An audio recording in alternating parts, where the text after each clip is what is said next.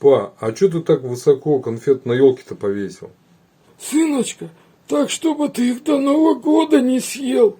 А мне что, теперь серпантин есть? Самое распространенное новогоднее заблуждение – скоро все случится.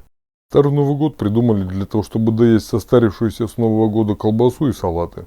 Вот смотри, сначала идет католическое Рождество, потом Новый год, потом наше Рождество, потом Крещение. Оно перетекает в 14 февраля, потом 23 февраля. Потом оно уходит в 8 марта. А что потом?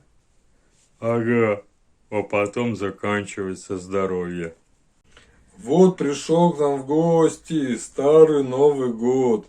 Держится за печень радостный народ. Жирное не лезет, алкоголь не прет. Сдохнем, но отметим старый Новый год. Старый Новый год это не праздник, это контрольный выстрел в печень. Все люди думают по-разному, воображают по-разному. И зачастую самая большая разница между воображением заказчика и между воображением исполнителя. Купил умный утюг. Полдня с ним о смысле жизни размышляли. Вопрос перед сном. Как назывался электрический скат до того, как придумали электричество? Сейчас много времени уделяют обсуждению феминитивов. Но вот задачка поинтересней. Как сказать во множественном числе слово тамада? Тамады, тамадей, тамадов. Если девушка человек и она молодая, можно ли ее при этом назвать молодой человек? Гаишник останавливает автомобиль, превысивший скорость. Куда вы так спешите? Так это, с друзьями праздновали Новый год. Домой спешу. Но ведь сейчас май на дворе. Поэтому и спешу.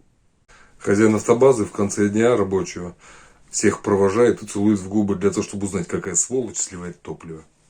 Оказывается, кроме простых и сложных углеводов, есть еще и хитрые углеводы, которые в организм попадают при словах «пойдем чайку попьем». Ненавижу перепады своего настроения, они просто великолепны. Здравствуй, деревце зеленое. Здравствуй, добрый молодец. Здравствуй, птичка невеличка. Всем привет и извините, сегодня первый день за рулем. Кредит это как описывается на морозе. Сначала тепло и приятно, а потом мокро и холодно. Мальчик, который воспитывался на фильмах об итальянской мафии, боится мыть ноги в тазике. Муж, недовольный борщом, оказался в гуще событий. Те, кто называет девушек истеричками, никогда не видели взрослого, солидного мужчину, которого в игре убили. Настало время, когда нетрудно отдать жене всю зарплату. Трудно объяснить, что это все. Зачем копаться в старых ошибках, когда впереди столько новых? Найден пацан воспитан шампанским. Он игривый и может дать в голову. Китайцы мудрые люди. Они поняли, что 1 января начинать Новый год нереально. Поэтому у них Новый год начинается в феврале. Специалисты утверждают, что ранним утром в воскресенье стены для перфоратора мягче. В дворовой драке в Китае пострадали 2 542 682 человека. Виктор, как ты считаешь, что такое счастье? Счастье это когда ты едешь на велосипеде. Едешь, едешь, едешь, едешь, едешь и все по своей квартире. «Красная шапочка!» – закричал серый волк. «Серая шубка!» – заорала красная шапочка. Чувак, какой город изменил твою жизнь? Ухань. Самая большая ложь в моей жизни – это фраза математички. У тебя не будет всегда калькулятора в кармане.